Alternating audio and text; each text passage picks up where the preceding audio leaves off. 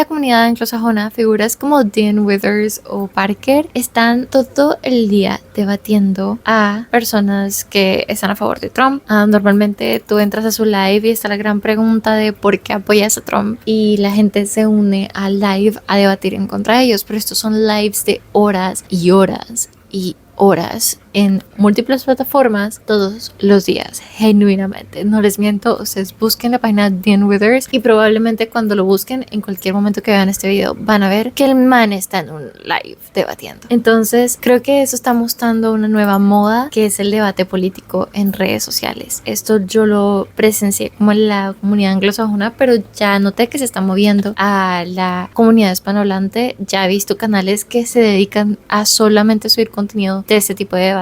Entonces podemos decir que este nicho se ha vuelto mucho más popular y pues ya es una categoría de contenido con todas las de la ley. Pero como suele pasar en internet, tan pronto figuras independientes empiezan a capitalizar un tipo de contenido nuevo, no demoran las empresas o grupos grandes en empezar a generar más contenido de este mismo nicho, que ya no es tan nicho. Si son millennials o Gen Z, seguramente se acuerdan de un canal llamado Jubilee. Jubilee es un canal de YouTube que se hizo famoso porque subía experimentos sociales, documentales sobre derechos civiles o partes donde no estaba como muy documentado el conflicto que había, tipo de la ley de un solo hijo en China, o por ejemplo me acuerdo mucho de este tipo de videos que hacían, que era como hermanos se confiesan sus mayores inseguridades, y son dos hermanos sentados enfrente de una mesa y pues dos graban teniendo una conversación con una serie de preguntas. O amantes cuentan su historia de amor sin que el otro la escuche. Es como si, no sé, mi novio y yo estuviésemos sentados el uno enfrente del otro, pero yo tengo audífonos que no me dejan escuchar mientras él cuenta nuestra historia de amor y viceversa. Eran como experimentos sociales, humanos, contenido muy wholesome. Era el tipo de contenido que te hacía empatizar con el prójimo y sentirte como bien sobre la humanidad. Pero un día lanzaron una serie llamada Middle Ground, o Punto Medio en español. En esta serie lo que hacían era que ponían un grupo, digamos que de feministas y otro grupo de antifeministas o no feministas. Lo que buscaban era que llegasen a un consenso, ¿no? Que llegasen a puntos medios y ver qué cosas tenían en común los dos grupos, por más distintos que parecieran. Y hasta ahí, pues todo bien. El problema, creo yo, empieza cuando los creadores de Jubilee notan que esta serie empieza a amasar muchísimas vistas, millones. Descubrieron dónde estaba la mina de oro: en la guerra de la cultura, en el conflicto político-cultural y en sus tensiones. Entonces el formato evolucionó. Hace ya más de un año debutaron un nuevo segmento llamado Surrounded, o Rodeado en español. Es como si tú cogieras Middle Ground y le metieras asteroides y tuviese como un amante romano, como greco-romano, una cosa así. Toman a 20 personas de una comunidad política o cultural controversial, los sientan como en un círculo y en el centro hay una mesita de debate donde está una figura de oposición. Digamos, por ejemplo, hay uno que era Charlie Kirk versus 20 estudiantes liberales. Entonces, pues ya van entendiendo más cómo hacia dónde va. Hay que hacer énfasis en que no debaten con, énfasis en contra. Estos debates no son más que granjas de clips viralizables. De hecho, son arenas de gladiadores. Genuinamente, no hay una conversación productiva que se pueda tener por cómo funciona el formato. Se me olvidó decirles que las 20 personas que están en el círculo tienen cada uno una banderita. Entonces, cuando más de la mitad suben su banderita, pues la persona que está debatiendo, la figura central, se tiene que ir y después todos salen corriendo a coger la silla y el primero que la agarre es el que puede debatir. O sea, no es ni siquiera como, oh, yo soy el que tengo las mejores ideas. No, es que yo corrí más rápido que tú y te tiré y yo agarré la silla. Normalmente cuando apenas están llegando a una buena idea, a una idea completa, la gente vota para que salga de la mesa. Entonces como que lo único que queda son los comentarios más rápidos, sesgados, controversiales y extremistas. No hay espacio para tener una conversación con matices por cómo funciona el formato. Tras de que de por sí sientan a grupos de personas que tienen creencias tan fundamentalmente opuestas que es imposible que lleguen a un consenso y que no se despedacen. Y pues esto no es accidental, gente. Es neutralidad performativa diseñada para mover la ventana de Overton hacia el extremismo radical fascista. Hablemos de eso. Uy, he estado procrastinando resto de este video. ¿Qué les cuento? La vida de una diva nunca es fácil. Gente, genuinamente para mí grabar este video demoré un montón. Siento que la mitad de mi familia me va a desheredar. No, mentira, no me va bien. Pero sí, honestamente tengo un poquito de miedo porque siento que o nadie le presta atención a ese video, que pues bueno, X, o termino en una parte bien turbia del internet donde me van a funar por el resto de mi vida y me van a amenazar de muerte. Espero que ninguna pase. Por favor, seamos normales en los comentarios, seamos civiles. Tengo miedo. Pero bueno, creo que es un tema importante para el que hablar. Creo que este ensayo es mi récord en palabras. Les recomiendo cómo ponerse a trapear, a ponerse a hacer oficio y dejarme ahí sonando en el fondo porque esto se va para largo. O no sé, si quieren como les hago un poco de ASMR para que se... I don't know, esto es largo.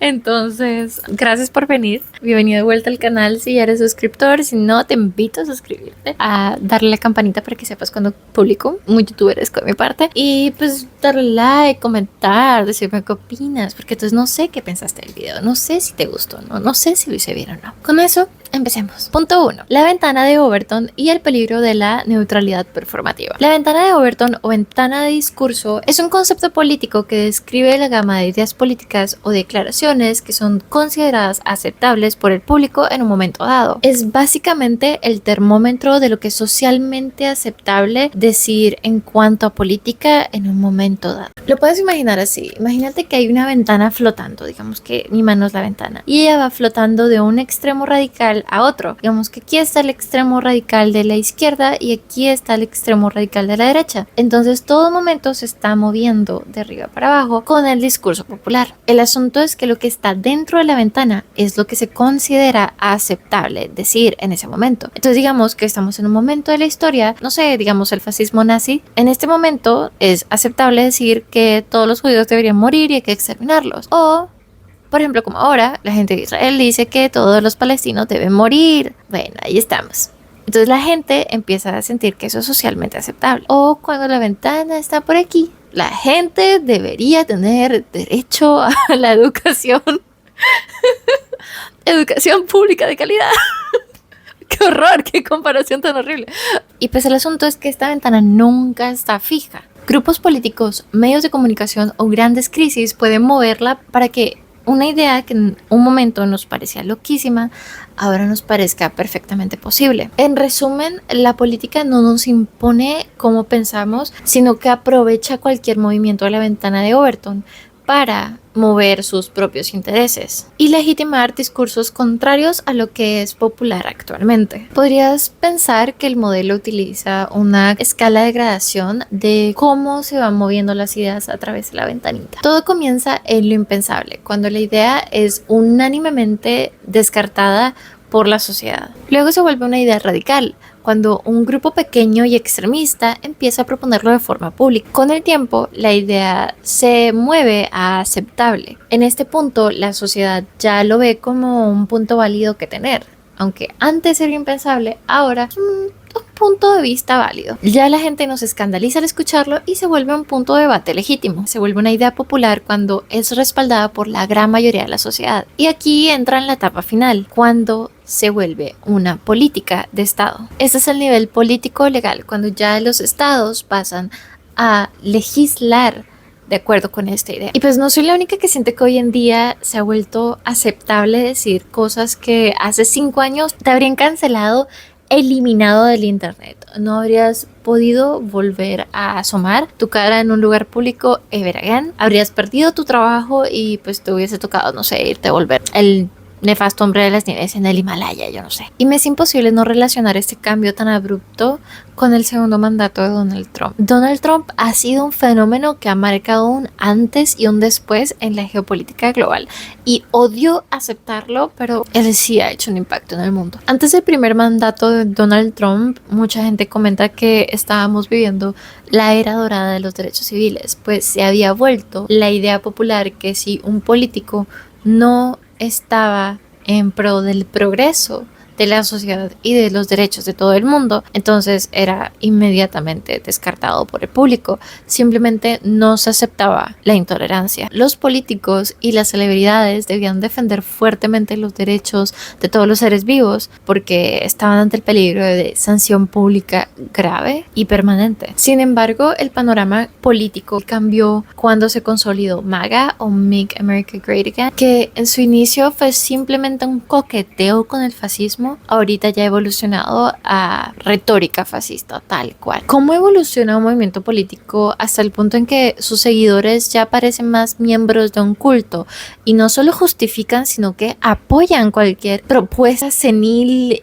y extremista que diga Donald Trump? Hoy vemos el financiamiento de las fuerzas militares de Israel, que es en cierta forma complicidad con cualquier crimen de guerra que cometa. Inicio de guerras de forma indiscriminada y por medio de Twitter. Intervención y ocupación de Venezuela diciendo que los iban a liberar, pero en realidad es un saqueo de recursos. Y para mí lo más alarmante es el descaro con el que llevan este discurso. Donald Trump se pasea con Elon Musk más que con su esposa. Y pues Elon Musk no es solamente el primer trillonario de Estados Unidos, sino también una persona que solamente se mueve bajo sus propios intereses. Y lo admite públicamente sin ningún filtro. Al menos Barack Obama, que tanto se quejan, al menos el man intentaba mantener una buena cara y cometía sus errores en la oscuridad, pero es que ellos te lo están mostrando, lo confiesan a diario. Trump habla de exterminar pueblos enteros en Twitter y después se edita a sí mismo como si fuese Jesucristo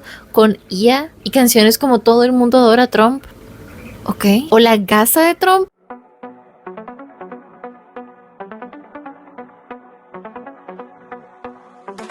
Donald's coming to set you free, bringing the light for all to see. No more tunnels, no more fear. Trump Gaza is finally here. Trump Gaza shining bright, golden future, a brand new light. Feast and dance, the deal is done. Trump Gaza number one. Trump Gaza shining bright, golden future, a brand new light. Feast and dance, the deal is done. Trump Gaza number one. ¿Se acuerdan de eso? Y aún así mantienen apoyo ciego y masivo, no solamente de la población civil, sino de políticos. Parece más el culto a Trump que personas con pensamientos políticos independientes. Y claro, tan pronto los políticos hambrientos se dieron cuenta que se podían enchufar de esta fórmula, empezaron a aparecer pequeños mini Trumps por toda Latinoamérica. Nacieron mutantes como Milei y la nueva tortuga ninja en la alcantarilla de la Espriella. Odio decir su nombre. Me da como piquiña. ¿Cómo se pasó de la búsqueda del progreso social al circo geopolítico que estamos viendo hoy en día? Les doy una pista. Contenido como el de Jubilee. Punto 2. La guerra narrativa y la estética del neofascismo. En anteriores videos les he hablado sobre las relaciones parasociales. Les voy a dejar aquí el link con un énfasis hacia figuras públicas como influencers o cantantes. Bueno, hoy se los propongo en el entorno político. Hemos visto un resurgimiento de lo que llamaré parasocialismo político, pero con el agravante de las redes sociales. Al tener acceso 24/7 a las figuras de los políticos, te sientes que estás intimando con ellos. Y ellos lo saben. Saben que la forma de moverte a votar no es dándote información, sino haciéndote sentir de cierta forma. Necesitan posicionarse en tu mente como el que está de tu lado particular, el que tiene tus intereses en mente, el que va a curar al país de la plaga de la oposición, sin darte ninguna información racional, sino simplemente hacértelo sentir. Necesitan que tú sientas que es tu amigo y tu salvador. Es populismo y se logra con tu rabia y tu indignación. En 2026, el politiquillo de turno no busca convencerte por medio de ideas lógicas o positivas, sino evangelizarte por medio del afecto. Busca que lo veas más como un salvador que como lo que en realidad es. Un funcionario público que está pidiendo que lo contrates para administrar la finca de la que todos somos dueños, el país. Piensa que si el contenido creado por políticos o medios de comunicación enseguida te genera odio o un miedo paralizante, no está creado para informarte, sino para manipularte. No estás informado, estás siendo reclutado. Tenemos que volver a tratar los discursos políticos no como verdades, sino como performances estéticas que están buscando una reacción de tu parte. Ahora, para desmenuzar un poquito cómo nos están desensibilizando al fascismo por medio de las redes, ¿qué es el fascismo? Voy a intentar decir esto lo más cortico posible. Es un movimiento político y social cuyo primer líder fue Benito Mussolini. La palabra fascismo como tal proviene de la palabra latina fasces y está inspirada por los lictores de la antigua Roma. Y aunque no todos los fascistas están hechos iguales, todos tienen ciertos punticos en común. El nacionalismo militarizado extremo, el desprecio por la democracia electoral y el liberalismo político y cultural, la creencia en la jerarquía social natural y en el liderazgo de las élites, que al menos en sus inicios crearon una Volksgemeinschaft, creo que lo dije bien, o comunidad popular. En esta, los intereses del individuo priman por encima del bien de la nación. Y también se podría decir que es una reacción al socialismo y al comunismo. Pero bueno, eso es el fascismo. Ahora, ¿qué es el neofascismo y cómo se ve hoy en día? En 1986, el politólogo estadounidense Bertram Gross publicó un libro llamado Friendly Fascism o fascismo amigable y habla sobre cómo la agenda moderna del fascismo es infiltrarse en la política y en la cultura con una cara amigable. Es decir, por un momento están soltando el autoritarismo militarizado para infiltrarse de vuelta dentro de la democracia, con el nacionalismo para iniciar normalmente. Ustedes saben, con frasecitas como Make America Great Again o firmes por la plata, patria. No me sale de la otra forma, solo lo sé decir como firmes por la plata, es que es muy obvio, en fin. No me pone. Volviendo a los temas serios, hay que ser serios. Lo que buscan hacer es ir moviendo progresivamente la ventana de Overton hacia la ultraderecha para poder empezar a reintroducir ideas nacionalistas hasta terminar en el fascismo. Te van a decir que la militarización del país es una necesidad de seguridad pública y que la única forma de curar el mal que tiene el país es mano dura y encender a chumbimba a todo el mundo. Firmes por la patria. Entonces aquí empieza la otra faceta, que es inundar las redes sociales de información. Buscan infiltrarse y apoderarse de todos los nichos de internet, como cuando tú ves gente publicando propaganda de ultraderecha con música de Residente, especialmente esa canción de Latinoamérica. ¿Aló? O cuando tú ves a alguien punk diciendo que es conservador, punk conservador. O cuando la gente usa lo que pasó en Hawái de Bad Bunny para hacer propaganda imperialista, como si no fuese, o sea, tanto esta canción de Bad Bunny como la canción de Residente no fuesen canciones en contra de la gentrificación gringa. Solo yo lo entendí. Por ejemplo, hoy vi una chica que estaba diciendo que ser de la ultraderecha es radical. Gentinolín. Amor, morchi. Eso es completamente contradictorio. ¿De qué hablas? No existe tan cosa como un radical de derecha, morchito. Pero entonces dicen como pendejadas de ese tipo, porque se van queriendo apropiar de la identidad del radical para dejarla sin significado. El punto es que nadie entienda de qué se trata nada, que no haya una identidad clara de nadie. Y no es que la gente de ultraderecha no lo entienda, es que buscan apropiarse de estos símbolos de resistencia para designificarlos, para vaciarlos de sentido. Son canciones y nichos de resistencia que son utilizados por y para el opresor para cambiar su significado en la memoria colectiva. Los trastornan hasta que los dejan sin sentido, sin significado real. Entonces tiene sentido que la ultraderecha tome como principal fuente de propaganda política el contenido creado con IA. No solamente desestiman artistas que el gremio artístico generalmente ha sido de izquierda, de paso pueden robarles sus creaciones, ya que sabemos que la IA generativa se alimenta de las obras de otros artistas sin darles crédito ni compensación. Y pues no solamente roba su estilo, sino que lo descontextualiza completamente. Un ejemplo simple es esa moda que hubo del filtro Ghibli.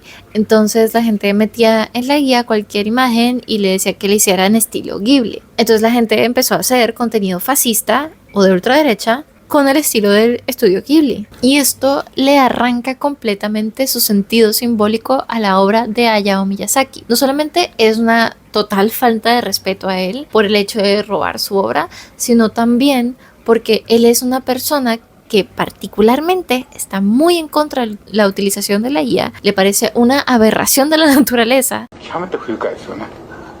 そんなに気持ち悪いものをやりたいなら勝手にやってればいいだけで、僕はこれを自分たちの仕事をつなげたいとは全然思いません。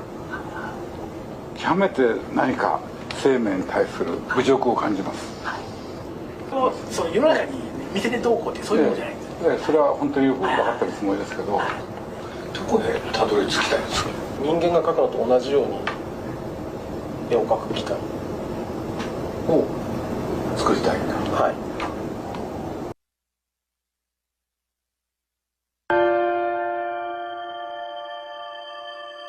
地球最後の日が近いって感じですね。それは人間の方が自信がなくなってくるから。Y tras de eso, está en contra de la guerra. ¿Alguna vez han visto una película del estudio Ghibli? Todo es en contra de la guerra. Cada vez que puede, habla en contra de la guerra. Es una persona que está en contra de la guerra. Entonces creemos contenido fascista con su estilo. ¿What?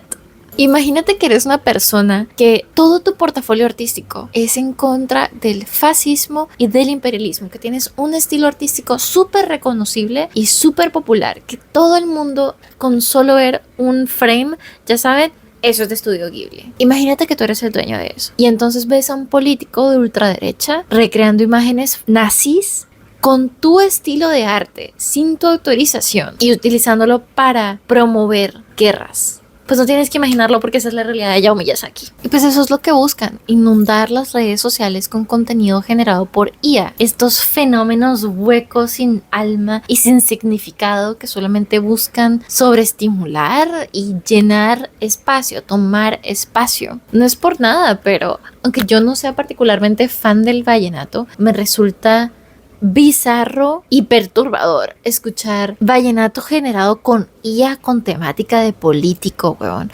A mí me parece distópico porque el vallenato normalmente tiene como personalidad, ¿no? Como que en general son manes llorando sobre que su mujer los dejó después de que le pusieron 80 cachos porque me dejó, o sea, tiene personalidad, no lo amo, pero la tiene. Entonces como de la nada escuchar los ritmos del vallenato como algo que suena como vallenato pero no lo es, alabando a un man como si fuese Dios, con ese tonito histérico que usa la IA cuando canta, porque pues no saben, no es como We are Charlie Bird. O sea, ustedes saben ese tono histérico de la IA. De verdad, para mí fue tan Silicon Valley escuchar esa porquería. Genuinamente me dejó cuestionándome mi existencia. Estoy perturbada. ¿A quién se le ocurrió? Ahora sí sabemos a quién. Tiene una tremenda pretota. Es como cuando por ahí está circulando un muy buen meme que a todo el mundo le gusta, pero entonces las empresas intentan utilizarlo para vender cosas y dañan el meme. Bueno, eso es lo que hace la IA. Daña el arte, lo designifica, lo vacía de su sentido y lo trastorna en este mutante sin alma que parece arte pero no lo es. Y pues en esto la IA generativa se parece mucho al fascismo, ¿no? Porque ambos están completamente vacíos de significado. ¿Qué hay más vacío y deshumanizante que las motivaciones del fascismo? La superioridad de una raza sobre otra, las eugénicas, la superioridad de una clase sobre otra, de un género sobre otro. ¡Qué vacío! O las conspiraciones que se arman de que los inmigrantes están allí para reemplazar y eliminar su herencia europea. Es tan vacío, tan inventado, tan sin sentido. Es vacío de propósito, vacío de importancia, no tiene significado y es completamente inventado ¿Por qué? Es un montón de ideas inventadas porque quieren una horda de personas que se sienten huecas en vida, que ya no encuentran significado en nada, que lo sigan ciegamente. Una horda de fanáticos llenos de miedo, cuyo amor por la vida fue completamente drenado por la misma máquina que están alimentando, que regurgita y regurgita información llena de odio y de sesgo, que nunca se cuestionan y está todo vacío, nada tiene información lógica, nada tiene sentido. Eso es el fascismo para mí. Y para mí todo esto es para que la gente no se una, para que la gente permanezca apática, desensibilizada a la barbarie. Ya que mientras más desensibilizados estemos a la barbarie, más barbaries pueden cometer y saben que nadie va a hacer nada al respecto. Yo tengo una teoría aquí hablando de conspiraciones. Yo creo que por eso es que soltaron los formatos Epstein, porque actualmente, aunque sabemos que la mayoría de los políticos, incluyendo políticos aquí en Colombia y figuras públicas, están todos relacionados con un círculo de tráfico, explotación y canibalización infantil, y no hacemos nada. Nadie hizo absolutamente nada. Y si lo soltaron es porque sabían que nadie iba a hacer nada. Entonces, pues esta es una de las muchas caras que toma el fascismo amigable o el neofascismo para infiltrarse en la retórica popular. Sobre todo en internet ha encontrado el vehículo perfecto en una cultura que está completamente envenenada por la ironía. Discursos profundamente discriminatorios, eugenésicos o autoritarios se disfrazan con humor negro y los empaquetan en formatos visuales amigables como memes y lísticas aesthetic y tradwives, Andrew Tate con 20 filtros y canciones súper saturadas para hacerlo parecer un poco más alfa. Y entonces, si alguien se siente ofendido o denuncia el verdadero mensaje de esto, es tratado como un snowflake. El emisor se escuda en que solo era un chiste, solo era un meme, es humor negro. Ahora todo el mundo se ofende por todo, tachando al denunciante de ser una oveja beta zurda o alguna de esas porquerías que vomitan en el internet. Y así es como desensibilizan a la sociedad y normalizan discursos que antes eran completamente impensables. Entre las facciones de la derecha entienden el verdadero mensaje de ese mismo chiste, pero frente a cualquier denunciante solamente dicen no, eso no quiere decir eso, tú le estás sacando de contexto, te estás haciendo por ahí bien largo con eso. ¿Se acuerdan cuando estaban intentando convencer a todo el mundo de que esa propaganda de Sydney Sweeney con American Eagle no era sobre eugénicas? Entonces Sydney Sweeney se fue por ahí a decir que no todo era político y que si ella quisiera decir algo político lo diría, pero es que no hay nada político que decir. Todo el mundo lo estaba sacando de contexto. Decir que genes are passed down from parents to offspring, often determining traits like hair color, personality, and even eye color. My genes are blue. Sydney Sweeney has great genes. no es eugénicas.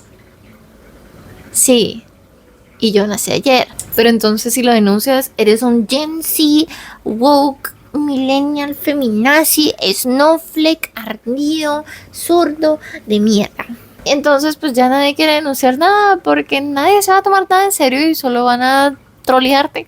La plena solo van a trolearte. Te están preparando y te están desensibilizando para los siguientes pasos que vaya a tomar el fascismo. Para que cuando el fascismo se quite su máscara amigable, solo lo aceptes como una consecuencia natural de todo lo que ya llevabas escuchando. El comandante nazi Adolf Höss, encargado de los campos de exterminación de Auschwitz y conocido por su iniciativa del Ciclón B, confesó lo siguiente. Se insistía siempre en que si Alemania estaba llamada a sobrevivir, entonces el mundo judío debía ser exterminado, y todos aceptamos esa premisa como una certeza. Ese era el cuadro que yo tenía en mi cabeza. Entonces, cuando Himmler, uno de los principales líderes del régimen nazi, me convocó, simplemente acepté aquello como la materialización de algo que ya había aceptado anteriormente. Y no solo yo, sino todo el mundo. Y di por supuesto que, incluso aunque esta orden que podía llegar a trastornar la naturaleza más fuerte y más fría, y en ese momento era la orden más sencilla de exterminar a miles de personas, incluso aunque me asustara momentáneamente, encajaba perfectamente con todo lo que se me había estado predicando durante años. El problema es el mismo, el exterminio de la judería. No era nuevo, aunque el hecho de que debería ser yo quien lo ejecutara me asustó en un principio, pero cuando me llegó la orden directa y clara e incluso unas explicaciones que la acompañaban, ya no quedó otra cosa que hacer sino ejecutarla. No es casualidad que después de años de estarnos bombardeando con contenido de esposas tradicionales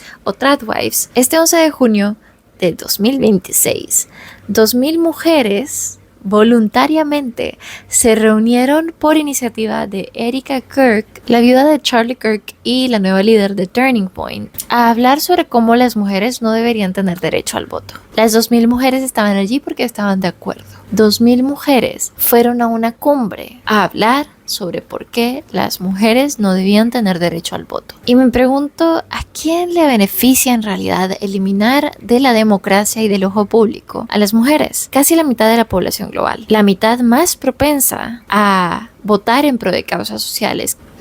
¿A quién le beneficiará? Ten siempre en cuenta que en el mundo de la política no existe el favor gratuito y de buena fe. No hacen nada por la bondad de su corazón, como liberar Venezuela.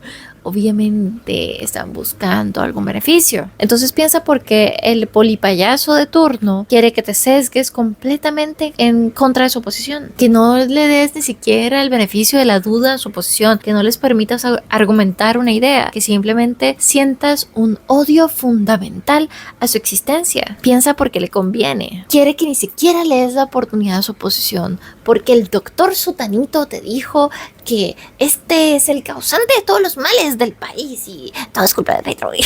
Ese tipo de cosas. Te quieren manipular porque entienden que su oposición es un verdadero riesgo a su posición política, no al país, a su posición política. Entonces cuestiona todo lo que te digan. Carajo, cuestióname a mí, le cuestiona todo. Ve y investiga sobre las mierdas que dije, y si yo dije alguna cosa incorrecta, corrígeme con información, con datos, cítame algo, pero cuestiónalo todo. No tomes todo lo que te dicen los medios de comunicación y los políticos como verdades simplemente porque salió de la jeta de fulano de tal. No. Y siempre pregúntate quién se beneficia de tu ignorancia. Punto 3. Si te dicen que es regalado es porque tú lo estás pagando. Retomando mi punto de que en la política nada es gratis, las comisiones de la verdad de 9 países de Sudamérica dejaron claro que uno de los principales culpables detrás de las peores violaciones de derechos humanos y detrás de dictaduras como la que hubo en Argentina y Chile fue la complicidad corporativa económica. Básicamente son grandes corporaciones que no solamente financiaron, sino que facilitaron la opresión de naciones, porque para ellos la guerra es un negocio. Pero pues una guerra no se inicia de un día para otro. Primero tienen que sembrar las semillas de la discordia. Las élites y los extremistas se benefician de que tú te sientas completamente indefenso, de que te sientas inseguro todo el tiempo. Al bombardearte las 24 horas del día con noticias e información de que la oposición está destruyendo el país. El país está en pedacitos. Ahora, ¿quién podrá salvarnos?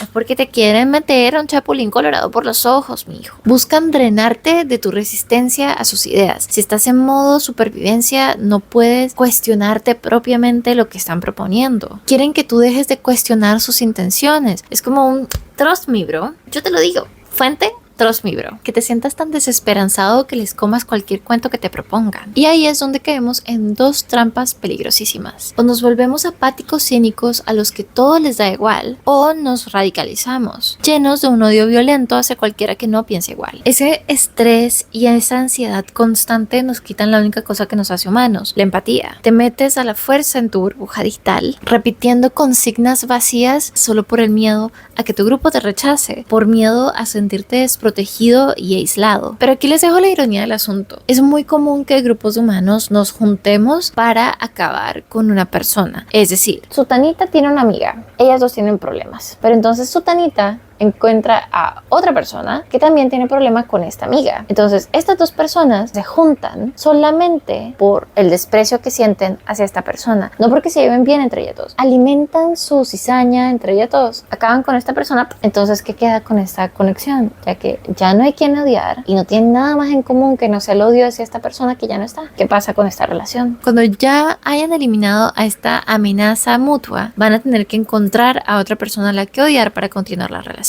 Pero nunca asumimos que el próximo vamos a ser nosotros. 3 semanas después. Todos somos gangsters hasta que la pistola apunta a nuestra cabeza o hasta que la guerra llega a nuestra puerta. Puedes disfrutar de la adrenalina de acosar y perseguir al otro, pero ¿ya te preguntaste qué harás cuando sea tu turno? Mira lo que pasó con el Holocausto. Al principio, la propaganda nazi convenció a los ciudadanos de que el enemigo eran los judíos, los gitanos o los comunistas. Hubo vecinos normales que antes de que una carismática y gritona figura política les dijera que eran distintos, convivieron felizmente con sus vecinos. Pero entonces, llevados por el miedo, empezaron a delatar a la gente de su propio barrio, pensando que aplaudiendo la exclusión de ese enemigo común, ellos se ganarían el derecho de estar a salvo por ser los alemanes puros. ¿Y qué pasó al final? Cuando el régimen se quedó sin sus víctimas principales, la máquina del odio no se detuvo, empezó a tragarse a los suyos. Los mismos alemanes que antes perseguían terminaron siendo perseguidos, arrestados o llevados al campo de batalla por la más mínima sospecha de deslealtad o de amistad con los judíos. El fascismo nacionalista totalitario jamás busca defender a los ciudadanos del común, ya que la retórica del odio jamás podría unir a una nación.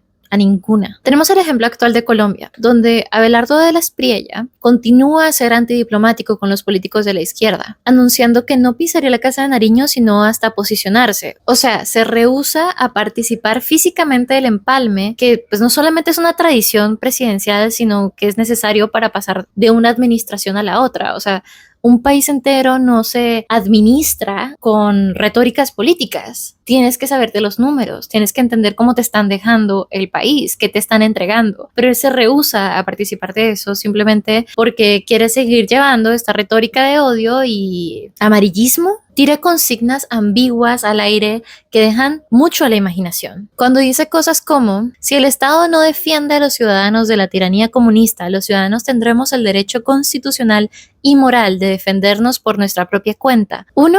¿Quién es el tirano comunista? 2. ¿Cómo se van a defender a mano propia? 3. ¿Dónde queda el debido proceso? El enemigo más grande que tiene el cristianismo es el comunismo. Y yo soy el enemigo más grande que tiene el comunismo.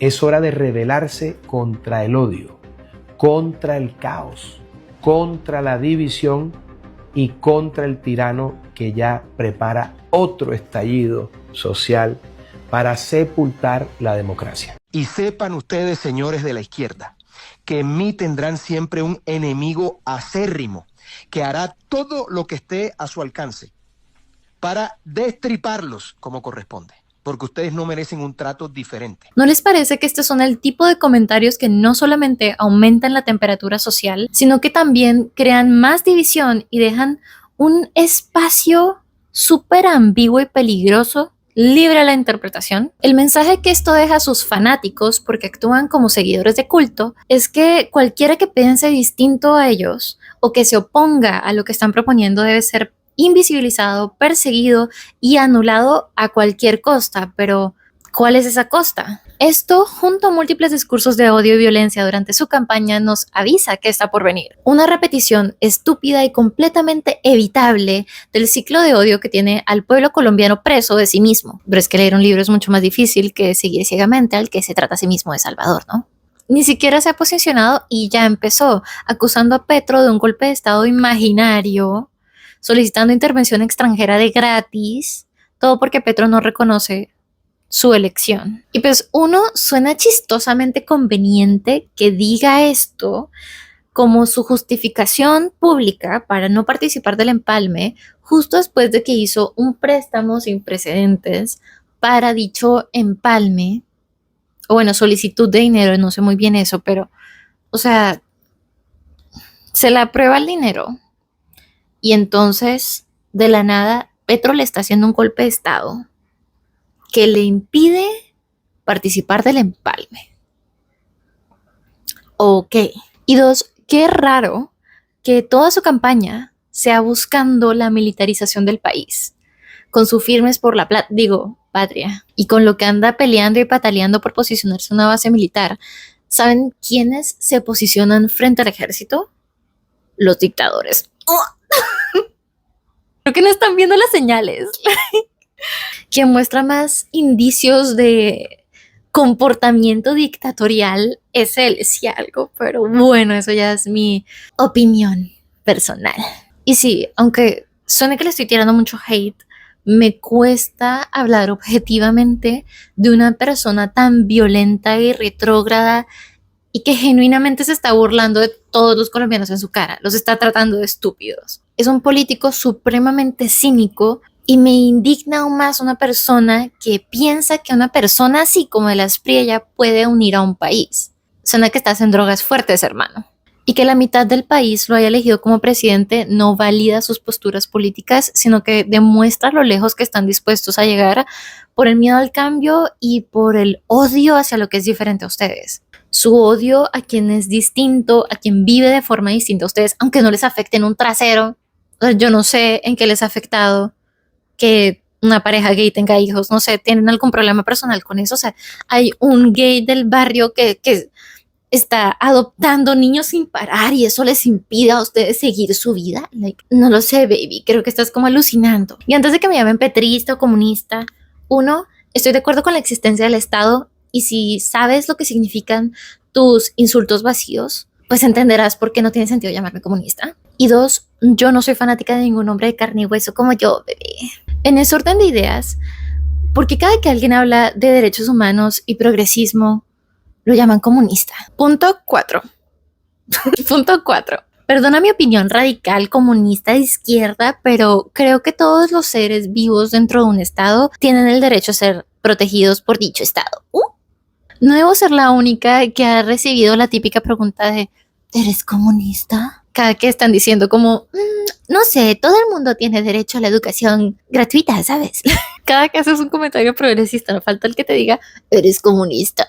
Y esto me llevó a preguntarme, ¿en qué momento el comunismo dejó de ser un modelo económico y se convirtió como en este término sombrilla para invisibilizar y negar cualquier propuesta progresista? El término Red Scare fue popularizado por la prensa estadounidense y por figuras políticas a finales de la década de 1910, tras el primer terror rojo. Esta campaña de propaganda se diseñó deliberadamente para ejercer control social. Al asociar el comunismo con el caos o la destrucción de los valores tradicionales, el Estado y los sectores conservadores lograron que cualquier crítica al sistema, desde la lucha de la jornada laboral de 8 horas hasta los derechos civiles, fuera catalogada como una amenaza a la seguridad nacional. Fue especialmente durante el segundo terror rojo o macartismo en los años 50, impulsado por el senador Joseph McCarthy. Ya no importaba si defendías el modelo soviético, si estabas o no asociado con el Partido Comunista. Si apoyabas cualquier causa progresista como la protección del medio ambiente o la justicia social, eras catalogado como antiamericano. De este modo, el miedo al comunismo mutó de un debate macroeconómico a una herramienta psicológica y discursiva para deslegitimar y frenar en seco cualquier movimiento subversivo, sembrando una sospecha cultural que llega hasta nuestros días. Ahora, trayendo de vuelta el video hacia nuestro adorado platanal, en vez de vivir bajo la sombra del comunismo ruso, los conservadores utilizan al castrochavismo como tus abuelos utilizaban al diablo en el monte para que no salieras a jugar de noche, como un boogeyman, para que te conformes a sus reglas por miedo en vez de un peligro existencial real. Te quieren convencer de que las élites te van a salvar del coco, pero en este caso el coco son tus propios derechos. ¿Alguna vez te preguntas quién es el verdadero beneficiado de tu histeria? Te daré un ejemplo y tú dime qué opinas. Nutresa es uno de los principales afectados por los impuestos saludables. Nutresa también hace parte del grupo empresarial antioqueño. Sí, ese mismo donde vino gran parte de la financiación de la campaña de guía del Therian. Y adivinen quiénes son los principales accionistas de Nutresa. Los Gilinski. Adivinen de qué son dueños. La revista Semana. Y adivinen qué medio de comunicación tradicional estuvo amplificando cualquier cosita mínima que dijera el Therian y abucheando a cualquier competencia que tuviese él. La revista Semana. Al final, adivinen cuál fue una de las primeras propuestas de campaña de su outsider. Eliminar los impuestos saludables. En la política no existen los favores gratis. Pero es que están derrocando la dictadura social comunista que oprimía al pueblo colombiano. La dictadura de 4 años. Sin precedentes, una dictadura tan cortica que llega a un país destruido por la derecha desde que nos independizamos como colonia. En ese orden de ideas. 5. ¿Debe una sociedad tolerante tolerar la intolerancia? Esta misma es la premisa de la paradoja de la tolerancia, introducida por el filósofo austriaco Karl Popper en 1945. Y la respuesta corta es no. Para defender la tolerancia, la sociedad debe ser intolerante a la intolerancia. Entonces volvamos al caso de Jubilee y la ventana de Overton. El verdadero peligro de canales como Jubilee es que plataforman retóricas neofascistas y exclusionistas, es que te venden la falsa idea de que ser democrático es escuchar absolutamente a todos, incluso a los que te quieren ver muerto o desaparecido. Y pues esto no es genuina neutralidad, es neutralidad performativa. Cuando tú sientas a una persona que defiende los derechos humanos frente a un miembro del culto de MAGA o un ex miembro del KKK, cuyo único argumento es que a cierto grupo de personas basados simplemente en su raza o en su físico hay que anularlos, exterminarlos, enviarlos a otro país porque Dios así lo manda o por eugénicas o lo que sea. Esto no abre un debate político constructivo. Lo que está haciendo es mover la ventana de Overton para que una idea que era tabú o una radicalización total pase a ser aceptable, como pasó en Jubilee, cuando uno de sus guests dijo, sí, soy fascista, y todo el mundo le empezó a aplaudir. What do you believe in? Autocracy. You're a little bit more than a far-right Republican. Hey, what can I say? I think you could say I'm a fascist. Yeah, I am. Entonces, estas ideas se ven como una opción sensata que merece tiempo en pantalla. Es que MAGA también merece la libertad de expresión.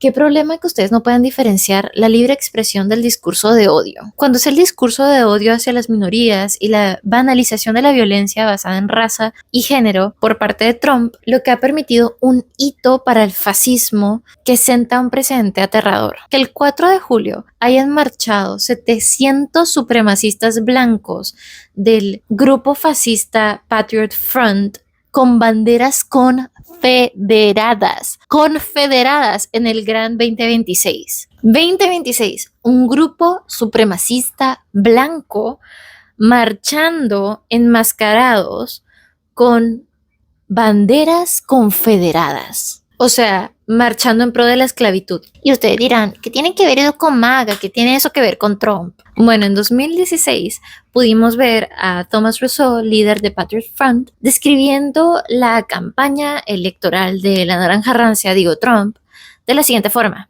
Es un referéndum sobre la democracia estadounidense. Y hasta el momento en que se grabó este video, Trump, con esa gran bocota que tiene en redes sociales, que le deberían quitar su teléfono y no dejarle interactuar con seres humanos porque parece senil, no ha dicho nada en contra de una marcha confederada de supremacistas blancos y fascistas en Washington el 4 de julio, y el silencio también es complicidad. Si él no está diciendo nada en contra, es porque está de acuerdo. Pero bueno, esto es solamente una prueba reciente, si no basta con los comentarios que este vejestorio ha vomitado frente a las cámaras, o que es un violador convicto, o que aparece en los archivos Epstein más que Jesucristo en la Biblia, o que ya ha sido judicializado por racismo mucho antes de que empezara su carrera política. Pero ¿cómo logró eso este pequeño vejestorio? Con pequeños comentarios, pequeños estirones progresivos a la ventana de Overton. Y esto ya es mi opinión, pero el mínimo de cualquier discusión o debate político siempre debe ser los derechos humanos, los derechos de cualquier ser vivo. Un político que te venda seguridad por medio del odio o que diga que se le deben quitar derechos a ciertas personas por ser distintas a los estándares hegemónicos, heterosexuales y patriarcales, debe ser desestimado y condenado socialmente. Político cuya prioridad no sea la conservación de los derechos humanos, la conservación del medio ambiente, los derechos de los animales, debe ser desestimado e intolerado. No hay tolerancia a la intolerancia. Es triste que la ventana de Overton se ha balanceado tanto hacia el fascismo que ya no somos capaces de ver esto como una verdad objetiva clara. ¿Por qué votas en contra de los derechos de otro y te sientes tan seguro de que jamás irán por los tuyos? La historia de la humanidad nos ha mostrado una y otra vez que nuestros derechos son prestados. El odio al prójimo es suficiente para hacerte sacrificar tu empatía humana básica, la empatía a los animales con los que compartimos el planeta, a esos mismos ecosistemas que te alimentan. 6. ¿Qué somos sin el fanatismo? Cuando despojamos la propaganda política moderna de sus rimas y sus tambores, de sus imágenes cringe de IA y de sus afirmaciones de corte religioso, ¿qué queda de nosotros, las gentes, cuando se nos quita la identidad del fanatismo? Lo propio del fanatismo es el ansia de seguridad total de quienes, en el fondo, se sienten existencialmente inseguros. Desde la perspectiva de Alfred Adler, el fanatismo funciona como una compensación de un sentimiento de inferioridad, que para sostenerse necesita negar categóricamente la razón al otro. Un mundo hiperconectado pero profundamente alienante. El ser individual puede sentir lo que Sigmund Freud llamó el malestar de la cultura. Esto sería la tensión entre el ansia de felicidad y el ansia de seguridad. Y pues es entendible, ya que en tiempos de incertidumbre tendemos a retraernos hacia lo que es conocido, lo que es nostálgico. Regresamos hacia lo que nos hizo sentir seguros en su momento. Y generalmente esto sería nuestra infancia. Es la nostalgia por tiempos más simples, mejores. solo que este recuerdo del pasado no es más que una idealización de solo las partes buenas de un periodo de tiempo al que no se puede regresar jamás.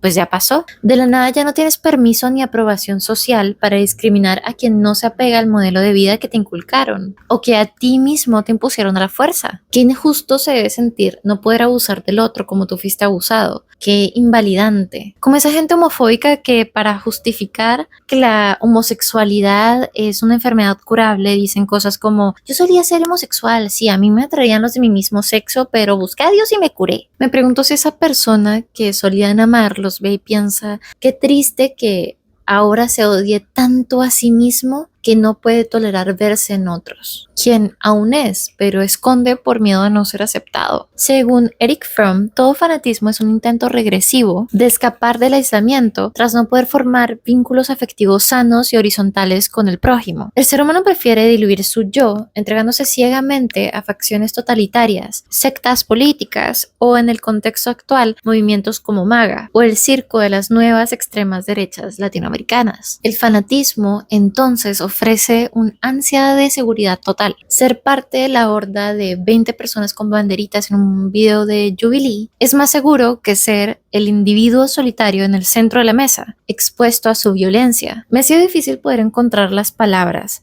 para describir lo que he estado pensando desde que el tigre de Temú se ganó las elecciones y veo cómo el nacionalismo gringo continúa tragándose a Latinoamérica. Entonces me encontró una edición de la revista mexicana Crisol de Ideas del 2010 y pues se sintió tenebrosamente vigente. La edición se llama Fanatismo, Pasión Exacerbada y la cita es esta: existen similitudes entre las personas que se enlistan en las filas del narcotráfico con las que apuestan por el fanatismo como forma de vida o de muerte. Tanto el narcotráfico como el fanatismo se nutren de seres humanos que no encuentran ni acomodo en la vida diaria, ni porvenir digno, ni lugar en la sociedad moderna, cuyo leitmotiv parece ser excluir en vez de incluir. Da igual hacer que no hacer. El futuro poco tiene que ver con la voluntad o con el esfuerzo personal. En muchos de los individuos que se enlistan en las filas del fanatismo o del narcotráfico, el futuro es una metáfora incomprensible y sin sentido. Independientemente de lo que haga, trabajar 12 horas al día,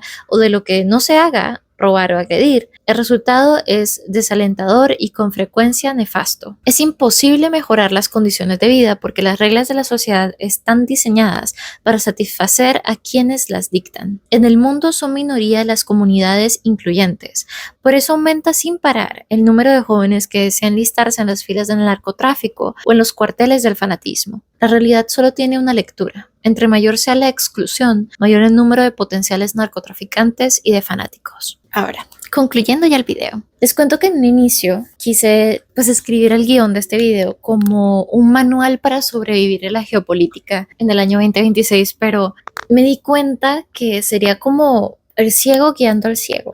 Una vez me senté a escribir y a pensar en ello, es como que genuinamente no sabía qué decirte. Me encontraba tan desalentada y furiosa en ese momento. No creo que tuviese una palabra positiva que te guiara. Pero en vez de darte una lista de cosas que podrías hacer para resistir, preferí decirte cómo me llevo sintiendo yo y espero que te ayude eso en algo. Después de la victoria de Abelardo Lasprilla, yo me sentí muy furiosa, muy frustrada y muy confundida. Todo eso que a mí me parecieron obvias banderas rojas, a otro le pareció material de presidente.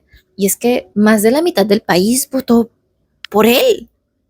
¿Vieron lo mismo que yo? O sea, bienvenidos de vuelta para Colandia, supongo. Entonces el entrenador de mi club de patinaje, que pues muy bien intencionado, me dijo algo alrededor de las líneas que tranquilízate. Igual mañana se calman las cosas y tú tienes que volver a trabajar como siempre. Tienes que seguir tu vida como siempre. No afecta en nada tu vida. Entonces no hay por qué enojarse o tomárselo personal. Yo le dije que sí y en el momento le di la razón, pero me quedé con una sensación muy extraña a la que no le podía poner nombre. Entonces más tarde en la ducha organicé la idea y es que yo tengo el privilegio de que no pase nada. Tenemos el privilegio de volver a trabajar como si nada porque no estamos en zonas rojas. Tenemos el privilegio de ser apáticos y frívolos porque las bombas no caen en nuestro techo. Ahora les voy a dar un dato curioso sobre mí y es que mi abuelita, ella es campesina de los Santanderes y vive en el Bajo Catatumbo. Ella es de allí. Y pues yo cuando era niña, cuando tenía alrededor de 10 años, estuve viviendo con ella durante un año allá en ese pueblo, en el Bajo Catatumbo. para esa época no había internet. O sea, tú llegabas al pueblo y estabas completamente desconectado, a menos de que te compraras una SIM card, claro, porque era lo único que llegaba, y te subieras al cementerio. Después de la noche eso era completamente oscuro, y lo más creepy era que cuando se hacían intercambios entre los guerrilleros y la policía, que pues, estaban como en dos picos, los guerrilleros aparecían desde el cementerio. Entonces era un poco como tenebroso, ya que si tú escuchabas que habían guerrilleros en el cementerio, significaba que no tenías ninguna conexión con nadie afuera del pueblo. O sea, no podías llamar a nadie, no podías mandar un mensaje, nada. Y aunque yo era una niña y había como adultos en los que depender, aún así eso a mí me parecía una idea aterradora. Durante el tiempo en que viví en ese pueblo, estudié en el colegio público y conviví con la persona promedio que vive en las veredas, en el pueblo, en el campo. Dejé de comer carne de vaca por un año porque descubrí que la carne no spawneaba en los supermercados, sino que venía de una vaca. Pero también vi pedacitos muy chiquitos de la violencia que ejerce el ELN sobre las comunidades en la zona, ¿no? Y digo muy chiquitos porque lo que yo viví es como absolutamente nada en comparación a lo que viven las personas que nacen, se crían y mueren allí. Las historias que me han contado mi abuela de su infancia en ese pueblo, genuinamente, son cosas que te revuelven el estómago. Entonces no estoy como intentando victimizarme, al menos yo no me considero víctima del conflicto, pero pues sí fui testigo, entonces te doy mi testimonio. Vi niños siempre en grupos de 3, cargando los suministros que serían para un adulto, es decir, las municiones y su maletín y su fusil, cargado entre 3 niños, porque uno solo no lo podía cargar. Se les impuso la responsabilidad de una guerra adulta antes de que tuvieran la suficiente fuerza y edad para cargar Se les impuso la responsabilidad de una guerra adulta antes de que pudiesen cargar un fusil con sus balas solos. Me arrastré por el piso en medio de la noche para esconderme con mi abuela y mis hermanos en el cuarto más profundo de la casa, y a mi abuela gatear hacia la puerta de enfrente para pasarle el pasador a la puerta, ya que no tenía rejas la casa en ese entonces. Me acuerdo de pasar lo que se sintió como una hora, no sé si fue una hora, pero se sintió así, entre un huequito entre la cama y la pared, con mis 2 hermanos y mi abuela, en lo que paraba el tiroteo entre el ELN y la policía, en medio de la noche, con todo apagado, sin una luz, y sabiendo que si pasaba algo, no había forma de que uno llamase a alguien a que te ayudara. La única estación de policía del pueblo quedaba justo enfrente del colegio público, y en ella solo habían 3 militares, completamente entrincherados. De los 25 años no pasaban, normalmente costeños, y pues estaban completamente atrincherados y asustados, y aún así tenían calidez. Me sacaban fotocopias de los libros del colegio sin cobrarme, porque en el pueblo no había donde imprimir algo. Eran muy amables. Un día, 2 de ellos fueron a almorzar en una de las únicas tiendecitas que había en el pueblo, y llegaron hombres en una camioneta y los avalearon junto a un niño y a su abuelo. Como estas historias conozco más de las que me gustaría. Y aunque solo viví allí un año, aún me asusto con la pólvora, y gracias a mi novio recientemente me di cuenta que no es normal suponer enseguida que cualquier tote que tú escuches por ahí son balas. Creo que por eso me cuesta tanto creer que alguien en completa conciencia votaría por el paramilitarismo. Todo criminal debe ser llevado ante la justicia, pero si la justicia es un fusil, solo estamos respondiendo con violencia a los estragos que dejó la anterior violencia. Ahora yo pensé, no joda, ¿dónde salgo a protestar? Organicen alguna vaina, quiero ir a tirar peñón, no mentira. Y aunque sí debemos protestar pacíficamente a cualquier inconstitucionalidad, lo dije, y oponernos a los crímenes del propio Estado, también hay formas más cotidianas y silenciosas de protestar, como ser voluntario en un refugio de animales, como participar en eventos en pro de la conservación del ecosistema local, ir a eventos de micrófono abierto y compartir tus ideas y pensamientos, no lo sé, bro. Pero no se puede ganar contra el fascismo solamente en la guerra cultural, no solamente en redes sociales. Y es muy irónico que lo diga yo en este video que tú estás viendo en redes. Pero con este video quiero invitarte a que salgas de tu celular y participes de tu comunidad. No te dejes de sensibilizar, no normalices la violencia, porque eso pasa mucho en redes sociales, ¿no? Estamos todo el tiempo expuestos a tantas noticias violentas y negativas que empezamos a desensibilizarnos ante ellas. No permitan que les hagan eso. Salgan de sus teléfonos, participen en la sociedad a la que pertenecen. Pues no hay nada más antifascista que la humanidad y no hay mejor resistencia que la empatía. Quiero invitarte a que seas el cambio positivo que quieres ver en tu vida directa, a que vivas bajo tus principios y defiendas tus ideas. No te dejes opacar ni callar. Habla con los demás sin tratarlos de idiotas, porque el fanatismo simplemente fue la trampa que los agarró cuando se sintieron sin esperanzas. Y aunque hay causas perdidas como las personas violentas o que la plena son los hijueputas, asimismo hay personas abiertas a la discusión y estas son las discusiones que hay que tener. Entonces, para finalizar, te pido que en un mundo que te pide deshumanizar al prójimo, humanices a tu oponente. Y con eso, Biz y yo les decimos adiós de este largo video que les hice sufrir. Muchas gracias por llegar hasta acá. Suscríbanse, denle like o díganme que soy una comunista asquerosa. Lo que quieran. Bye.